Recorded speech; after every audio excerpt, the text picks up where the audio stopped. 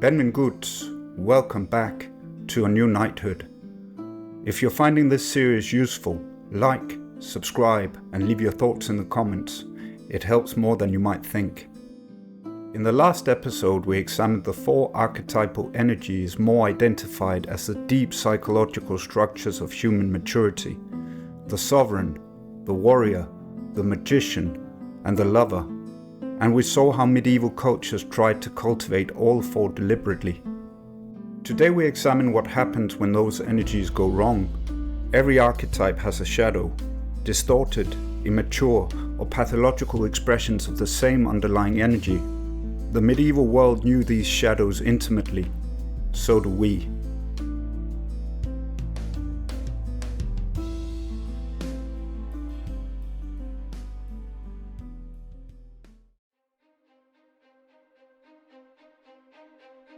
The shadows.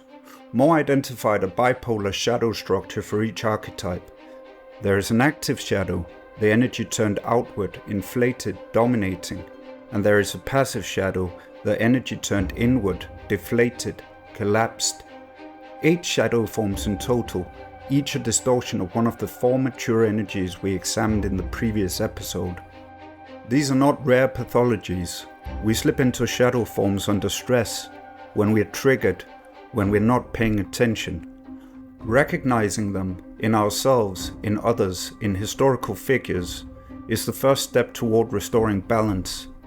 The medieval world had its own language for these patterns: virtue versus vice, the 7 deadly sins, the concept of mesura, right measure and balance.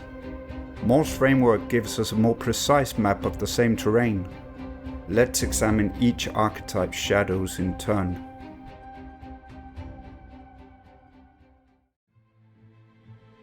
The sovereign energy in its fullness creates order, blesses the realm, and maintains the center. Its shadows are the Tyrant and the Weakling. The Tyrant is the active shadow, sovereign energy inflated and turned destructive. When someone channels Tyrant energy, they demand absolute control, tolerate no independence, see all strength in others as a threat. Everything must revolve around them. The realm is not ordered for its own benefit, it is ordered for their aggrandizement. Henry II of England shows this clearly. He was extraordinarily capable. He reformed English law, expanded royal justice, built an administrative system that outlasted him. But he could not share power. Not with his wife Eleanor of Aquitaine, whom he imprisoned for 16 years. Not with his sons, whom he refused to give real authority even as adults. Not with Thomas Becket, his closest friend, whom he made Archbishop of Canterbury expecting total loyalty, and turned against viciously when Becket prioritized church independence over royal control.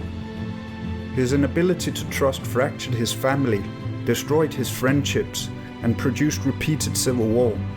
The Tyrant shadow undermined his genuine sovereign capacities.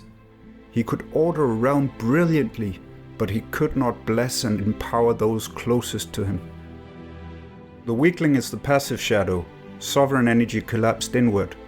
This is the person who should take responsibility, but won't, who should make decisions, but defers, who should maintain order, but allows chaos, not from wisdom, but from paralysis.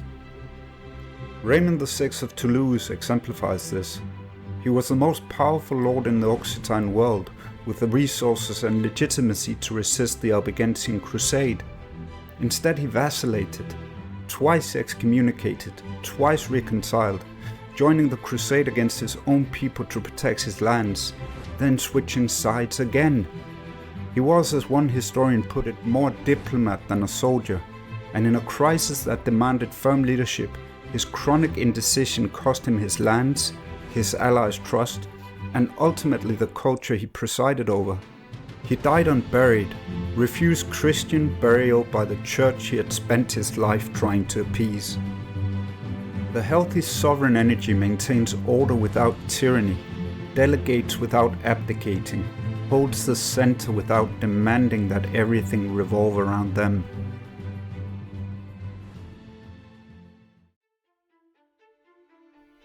The warrior energy in its fullness serves something beyond the self, with disciplined force and clear boundaries. Its shadows are the Sadist and the Masochist. The Sadist is the active shadow, warrior energy without the crucial element of service. This is violence for its own sake, cruelty as an end rather than a means, destruction without purpose. The Sadist does not serve anything, he dominates and destroys because he can. Simon de Montfort, leader of the Albigensian Crusade, shows elements of this. He believed he was serving God and the Church, but his methods went beyond military necessity into calculated cruelty. At Bram in 1012 he had captured prisoners blinded, their ears, noses and lips cut off, leaving one man with a single eye to lead the column to the next town as a deliberate act of terror. Contemporary chroniclers noted his cruelty, even as they praised his military skill. The Masochist is the passive shadow, the inability to set limits, to enforce decisions, to defend what needs defending. Not from genuine sacrifice or service, but from a failure to access healthy assertiveness. John of England, son of Henry II and Eleanor of Aquitaine, nicknamed both Lackland and Soft Sword, shows this at scale. He inherited one of the most powerful empires in Europe, stretching from England to the Pyrenees.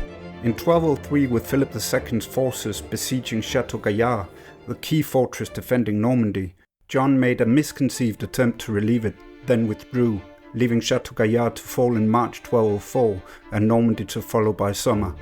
He tried repeatedly to recover it, campaigns in 1206 and 1214, but each time could not commit the sustained forces the situation required.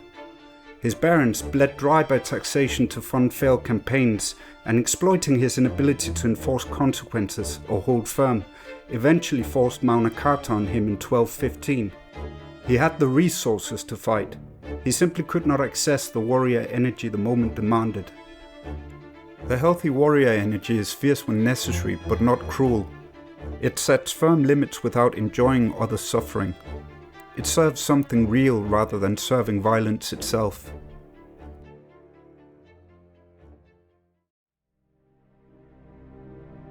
The magician energy in its fullness perceives clearly, masters knowledge and skill, and uses understanding to transform situations.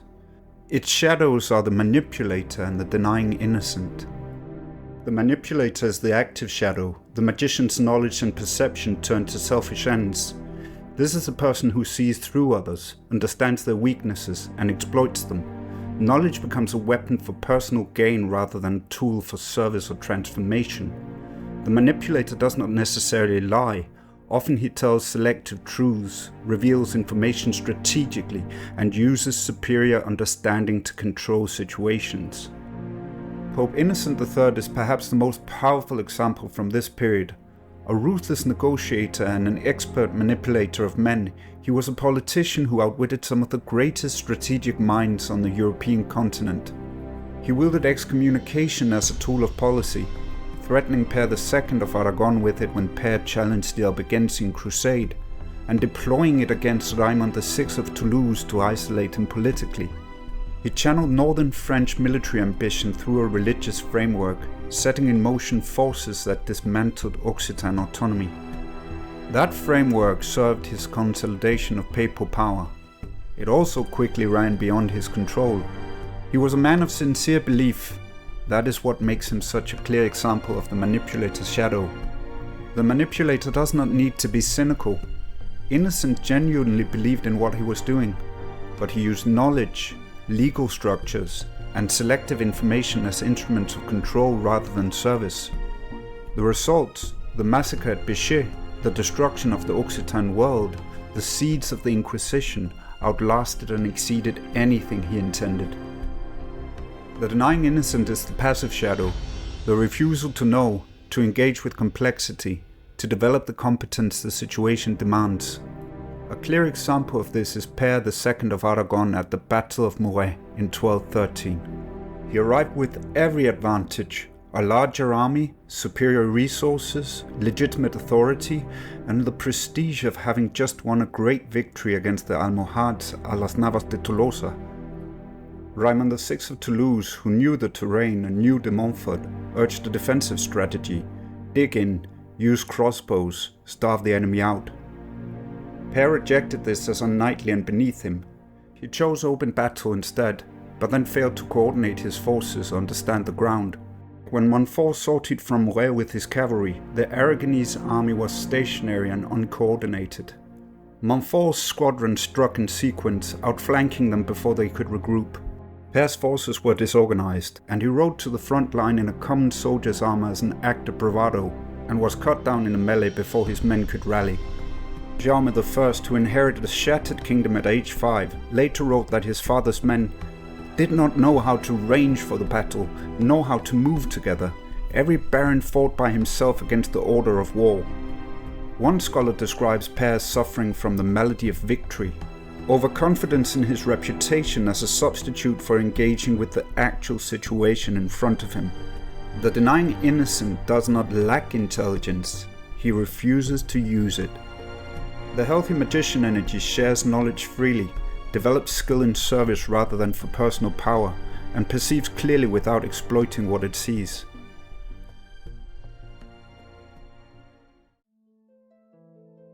The lover energy in its fullness connects deeply, feels passionately, and remains alive to beauty and meaning. Its shadows are the addicted lover and the impotent lover. The addicted lover is the active shadow, connection and passion without boundaries. When someone channels this energy, they become overwhelmed by feeling, lose themselves in relationship or sensation, and cannot maintain any separation between self and other. Everything must be experienced at maximum intensity. The courtly love tradition, when it goes pathological, shows this clearly. The troubadour Geoffrey Rodel supposedly fell in love with the Countess of Tripoli based only on hearing about her. He set out to see her on crusade, fell gravely ill on the voyage, and was brought ashore at Tripoli a dying man, and died in her arms.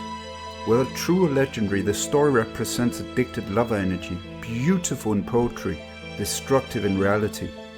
The addiction can be to a person, to sensation, even to the feeling of being in love itself.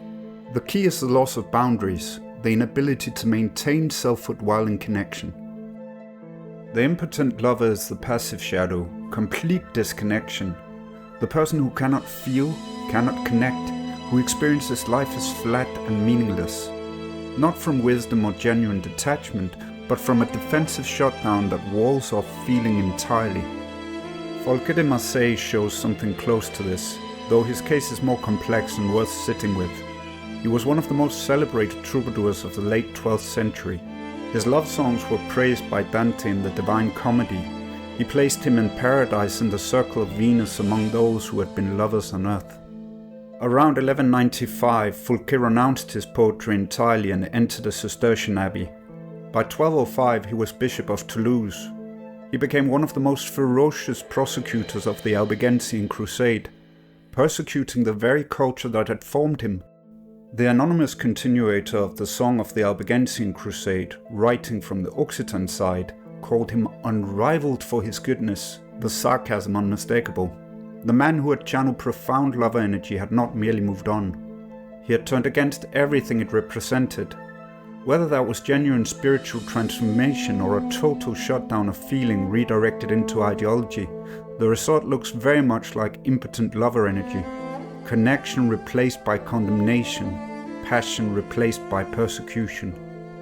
The healthy lover energy feels deeply while maintaining boundaries, connects fully while retaining selfhood, remains alive to beauty and meaning without being overwhelmed by them.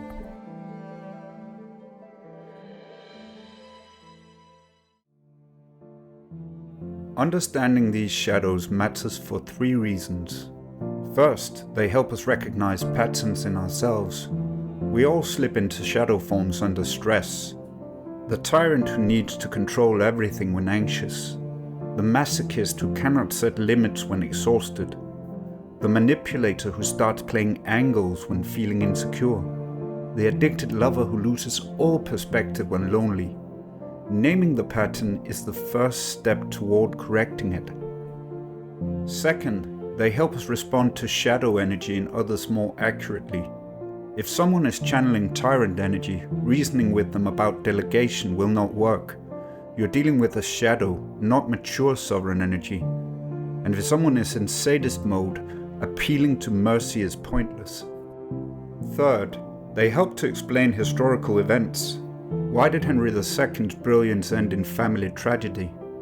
Tyrant shadow.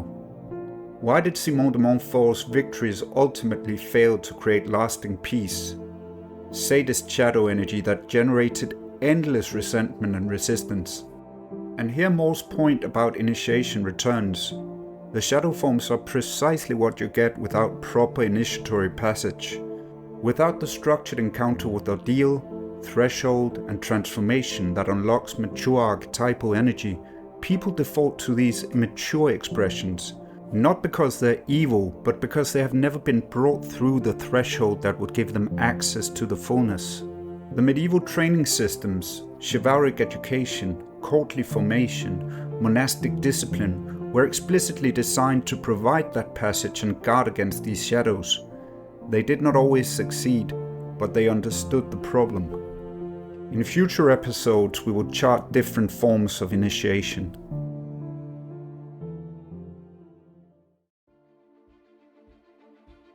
More's framework gives us language for patterns human beings have always recognized. The sovereign who orders versus the tyrant who controls. The warrior who serves versus the sadist who destroys. The magician who transforms versus the manipulator who exploits. The lover who connects versus the addict who drowns. 4 archetypal energies, 8 shadow forms, a map of what human excellence looks like, and what it looks like when it breaks down. In the episodes ahead, we will also use this framework in our examination of history, in specific medieval figures, where they accessed mature archetypal energy, where they tipped into shadow, and what the consequences were. We can see not just what these cultures were trying to build, but where and why they failed.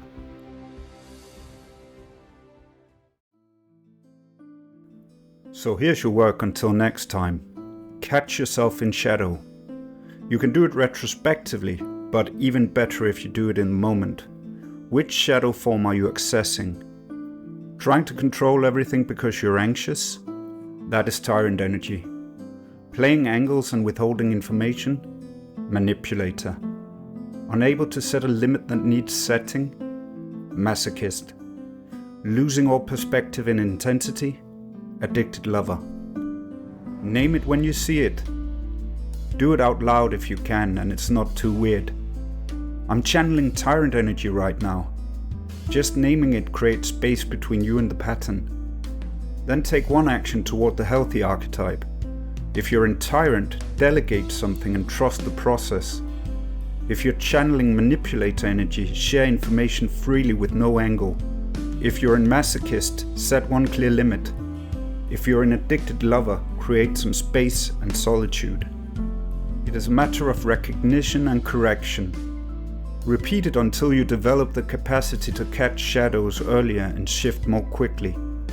The medieval training systems work through repetition, as they do today, daily practice, constant formation. The chivalric code was not a philosophy you believed, it was a set of actions you performed until they became second nature. You do not integrate shadows by only understanding them. You integrate them by catching yourself, naming the pattern, and choosing differently. Over and over until it becomes capacity. You can leave your thoughts in the comments. Which shadow form did you catch yourself in? What action did you take? And what did you learn? Until the next video, thank you for watching.